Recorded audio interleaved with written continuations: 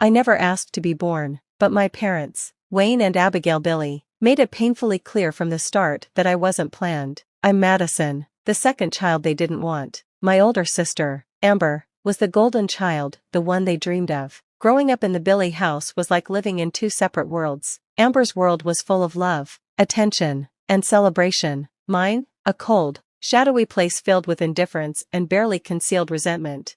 I still remember my 8th birthday as if it happened yesterday. I woke up hopeful, daring to believe this year might be different. Maybe this time they'd remember, maybe they'd care. But when I came downstairs, my parents were seated at the kitchen table, engrossed in a conversation about Amber's upcoming dance recital. "Morning," I said, trying to keep the hope from my voice. Mom looked up briefly, her expression blank. "Oh, Madison, your cereal's in the cupboard." That was it. No happy birthday, no hug, nothing. Later that evening, at dinner, Dad finally remembered. "Oh, right. Happy birthday, kid," he muttered, not even bothering to look up from his plate. Mom blinked in surprise. "Is that today? I thought it was next week." That night, I lay in bed clutching the only birthday card I received, a small note from Grandma Francesca. Her words were like a lifeline. "My dearest Madison, happy birthday, sweetheart. You bring so much joy to my life. Never forget how special and loved you are. Love always, Grandma." I read the card over and over, desperately trying to believe her words. But how could I feel special when my own parents barely acknowledged my existence?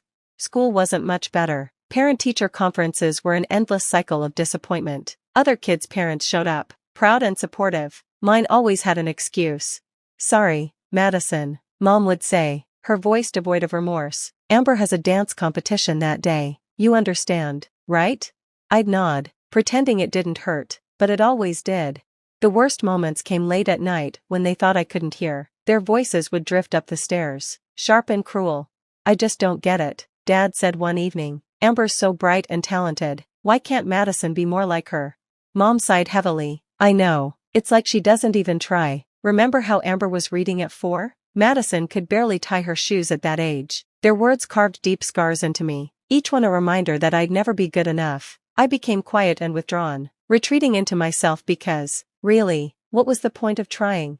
The only person who truly saw me was Grandma Francesca. Every visit to her cozy little house felt like stepping into a different world, a world where I was loved and heard, a world where I could just be. When I was 13, I hit my breaking point. Home had become unbearable, and I knew I couldn't stay. One day, tears streaming down my face, I went to Grandma. "Grandma," I whispered, my voice trembling, Can I live with you?" Her answer was immediate, her embrace warm and unwavering.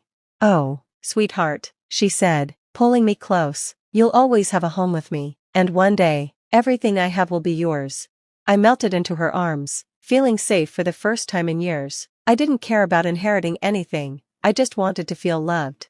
When my parents found out, their reactions were predictably indifferent. "That tiny house?" Dad scoffed. "She works at a library for peanuts. What could she possibly offer you?" Mom just shrugged, relief evident in her voice. "Well, if that's what you want, it'll make things easier for us." Their apathy stung, but it also reassured me that I was making the right choice. They didn't value Grandma's love, but I did. Living with Grandma wasn't easy, money was tight, and we often struggled to make ends meet, but none of that mattered. For the first time, I felt cherished. Grandma attended every school event, always sitting in the front row, cheering me on. My drawings covered her fridge, and she'd proudly tell everyone about her brilliant granddaughter. Under her care, I began to thrive. The shy, quiet girl I had been slowly disappeared. I made friends, joined clubs, and my grades improved. Love and support had transformed me.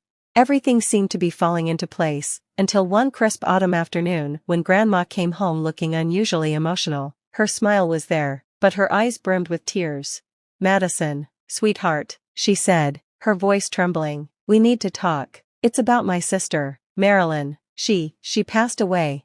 I barely remembered Aunt Marilyn, a wealthy and distant businesswoman. "I'm so sorry, Grandma," I said, taking her hand. She squeezed it tightly. "There's more, Madison. Marilyn, she left me everything, her entire fortune. We're millionaires now, sweetheart, multimillionaires." The news spread quickly. It didn't take long for my parents to reappear, knocking on our door one evening. When Grandma opened it, there they stood, Wayne and Abigail Billy, their eyes shiny with tears. Francesca, Madison, Mom said, her voice trembling in a way I'd never heard before. We've made a terrible mistake. Dad nodded, looking unusually humble. We've been awful parents, truly awful, but we've realized how wrong we were, and we want to make things right. I stood frozen. The same people who had ignored me for years were now pleading for a second chance. Please, Madison, Mom said, her voice trembling as she reached out to me. Come home. Let us be the family we should have been all along.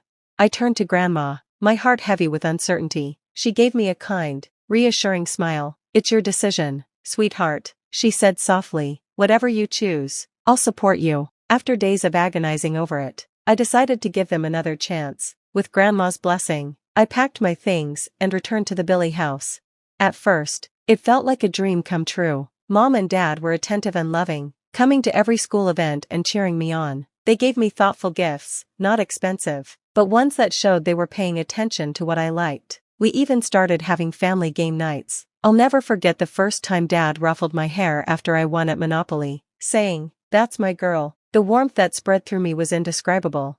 The biggest surprise was bedtime. Mom began tucking me in every night, something I'd always dreamed of as a little girl. She'd smooth my hair and kiss my forehead. "Good night, sweetheart," she'd whisper. "We love you so much." Even Amber seemed different. She included me in her plans, introduced me to her friends, and gave me advice about boys and makeup. I wanted so badly to believe it was real, that my family had truly changed and finally saw me for who I was. But a tiny voice in the back of my mind whispered doubts. Why now? Why only after Grandma came into money? I pushed those thoughts aside, determined to enjoy the loving family life I'd always dreamed of. I called Grandma often, excitedly sharing how happy I was. She always sounded glad for me, but there was a hint of caution in her voice. "Just remember, Madison," she'd say gently, "you always have a home with me, no matter what." Life settled into a new routine. Amber, always the golden child, graduated high school with honors and went off to a prestigious college. Grandma moved into a beautiful new house, finally retiring from her job at the library. And me? I was thriving, doing well in school, with close friends, and even dating Caleb, a boy from my chemistry class. One Thursday evening, I had a date with Caleb at the local diner. I spent hours getting ready, changing outfits and redoing my makeup, feeling nervous but excited. But as I sat waiting at the diner, my phone buzzed. "Sorry, Madison, something came up, can't make it tonight." Disappointment sank in, and I left the diner early, heading home. The house was quiet when I arrived, so I used my key to avoid waking anyone. As I walked past Dad's study, I heard voices. I was about to announce my return when Mom's voice stopped me cold. "I don't know how much longer I can keep up this act," she said, her tone sharp with frustration. "I never wanted her in the first place, and pretending to love her is exhausting." I froze, my heart hammering. Pretending to love me?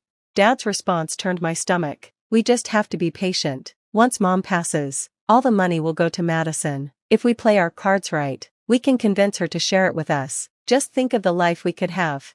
Their words shattered me. Every moment of love and acceptance had been a lie, a calculated performance for Grandma's fortune. Tears welled up as the truth sunk in, crushing the fragile hope I'd been clinging to. I took out my phone and hit record, unable to stop myself from capturing their betrayal. When I couldn't bear to listen any longer, I walked back to the front door, took a deep breath, and slammed it loudly. "I'm home," I called out, forcing my voice to sound steady. Mom and Dad appeared almost instantly, their faces plastered with smiles and fake concern. "Madison, sweetie, you're back early," Mom said, her brow furrowed in what I now recognized as insincere worry. "Everything okay?" "Yeah," I muttered. "Caleb canceled. Something came up." Their reactions were perfect, too perfect. Mom clicked her tongue sympathetically, and Dad gave me a reassuring pat on the shoulder. I had to fight the urge to recoil from his touch. That night, I lay awake for hours, their cruel words replaying in my mind. By morning, I had made my decision. After they left the house, I packed a duffel bag with my clothes and a few meaningful keepsakes. Without looking back, I left the Billy house and went straight to Grandma's. When she opened the door and saw me standing there with my bag, her eyes widened. "Madison, what's wrong, sweetheart?" I couldn't hold it in any longer. Tears poured down my face as I pulled out my phone and played the recording. As Grandma listened, her expression shifted: shock, disbelief, and finally, a deep, simmering anger. "Those conniving, heartless," she stopped herself. taking a deep breath before looking at me with soft, loving eyes. "Don't you worry, honey, we'll give them a surprise they'll never forget." She pulled me into a tight hug, and for the first time since hearing that awful conversation, I felt safe. That evening, my phone buzzed incessantly, calls and messages from Mom, Dad, and even Amber. At first, I ignored them, but eventually, I answered. "Hello," I said, my voice cold. "Madison," Mom's frantic voice came through. "Where are you? We've been so worried." I almost laughed at the irony. "I'm with Grandma," I replied calmly, "and we'd like to invite you all over tomorrow for a family conversation." There was a long silence before Mom stammered. "Of course, we'll be there, Madison. Honey, whatever's wrong, we'll fix it." I hung up before she could continue. Fix it? They had no idea what was coming. The next evening, the air was heavy with tension as the doorbell rang. Grandma gave my hand a reassuring squeeze before answering. Wayne and Abigail Billy stepped inside, their faces full of fake concern and affection. "Madison, sweetheart," Mom began, reaching out to me. I stepped back, watching confusion flicker across her face. Grandma's voice was calm but firm. "Please, have a seat. We have a lot to discuss." As they sat down, Dad's eyes darted around, taking in the signs of wealth. "Mom, what's this about? Is everything okay?" Without a word, I placed my phone on the table and pressed play. Their voices filled the room, cold, calculating, and damning. The effect was immediate. The color drained from their faces as they sat, wide-eyed and speechless. When the recording ended, the silence was deafening. Then they both began speaking at once, their voices a jumble of excuses and apologies. Grandma raised her hand, silencing them. When she spoke, her voice trembled with disappointment and barely controlled anger. "I hoped, truly believed, that you had changed," she said, her words deliberate and heavy. The realization was a tidal wave, washing over my parents as Grandma delivered her verdict. "I had considered dividing my estate among all of you," she said, her voice unwavering, "but now I see clearly, everything I have will go to Madison, alone." Their faces fell, struck by the full weight of her words. Panic flickered in their eyes as the reality of their failed scheme set in. It wasn't just the money they'd lost, but also any chance of being part of a family grounded in love and trust. "Please, you have to understand," Mom's voice cracked, tears streaming down her face. "We made mistakes, but we love Madison. We can fix this." She reached out, desperation etched into every word. When begging failed to soften Grandma's resolve, their tone turned venomous. Dad's face twisted with fury. "You can't do this. We're her parents, we have rights. We'll make sure you never see her again, Francesca." Their threats didn't faze me. For the first time, I felt a calm certainty about what I needed to do. "I'm filing for emancipation," I said, my voice steady. "Grandma will be my legal guardian. You won't have any control over me anymore."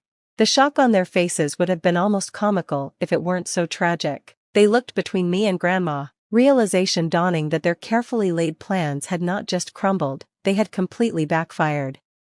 "I think it's time for you to leave," Grandma said firmly, her tone brooking no argument. She stood and gestured toward the door. After a moment of hesitation, they left, their defeat palpable. When the door closed behind them, I released a shaky breath I hadn't realized I was holding. Grandma enveloped me in a warm hug, and for the first time in days, I felt a glimmer of peace. The weeks following the confrontation were a whirlwind of legal proceedings. Grandma hired the best lawyers to help secure my emancipation and transfer guardianship to her. I had naively believed my parents would step aside once their deceit was exposed. I was wrong. Wayne and Abigail fought bitterly to retain control, clinging to the hope of accessing Grandma's wealth. But the evidence against them was overwhelming. Years of neglect and emotional abuse became the foundation of our case. Teachers from my schools testified about their absence, how they never came to parent-teacher conferences or attended my school events. My third-grade teacher, Mrs. Randy, recounted the time I won the spelling bee and no one from my family showed up to celebrate. Even neighbors came forward, painting a stark contrast between the extravagant parties my sister Amber enjoyed and my overlooked birthdays. The final hearing came quickly. To my surprise, Amber walked into the courtroom, slipping quietly into the back. When she took the stand, her testimony dismantled the last remnants of my parents' defense. "Yes, Your Honor," Amber said, her voice calm and deliberate. "I knew about my parents' plan to use Madison to gain access to Grandma's money. The sudden kindness, the sisterly bonding, it was all part of the act. The courtroom buzzed with whispers. I sat frozen, struggling to process her words. She met my gaze briefly, and for a moment, I thought I saw regret in her eyes. But it was too late. Her admission was the final blow, severing any hope of reconciliation. The judge's decision was swift and unequivocal. Grandma was granted full guardianship, and I was emancipated from Wayne and Abigail Billy. As we left the courthouse, I felt an overwhelming sense of relief. For the first time in my life, I was free. The mansion I now called home became more than just a physical refuge, it was a sanctuary where I could heal and rebuild. Grandma's love was a constant, her encouragement a beacon as I navigated my new life. I poured myself into my studies, no longer burdened by the need to prove my worth to indifferent parents. For the first time, I was living for myself. Grandma supported me in every way she could, offering opportunities one had only dreamed of. But it was her unwavering belief in me that truly changed my life. "You can be anything you want to be, Madison," she'd say, her eyes sparkling with pride. "The world is yours." Together, we traveled the globe. In England, I fell in love with art and architecture. On a safari in Africa, I discovered a passion for wildlife photography. Each experience unearthed new facets of myself, helping me grow into the person I was always meant to be. But the most transformative work happened in the quiet office of Dr. Lucas, my therapist. Twice a week, I unpacked years of pain and learned to navigate my emotions. "It's okay to be angry," she told me once. "It's okay to grieve the family you should have had." Slowly, I began to trust again, not just others, but myself. The night before my high school graduation, Grandma and I sat on the patio, watching the sunset paint the sky in hues of orange and pink. She reached over and took my hand, her expression tender. "I'm so proud of you, Madison. You've been through so much, and look at you now, you're stronger and more beautiful than ever." Tears welled in my eyes, but this time, they were tears of joy. "I couldn't have done it without you, Grandma. You saved me." She shook her head with a gentle smile. "No, sweetheart. You saved yourself. I just gave you the space to do it." The next day, as I stood on the stage accepting my diploma, I heard Grandma's cheers above everyone else's. A wave of peace washed over me. My past no longer defined me. Instead, it had forged me into someone stronger, ready to embrace the future. Looking out at the crowd, my eyes met Grandma's. In that moment, I knew that whatever challenges lay ahead, I wouldn't face them alone.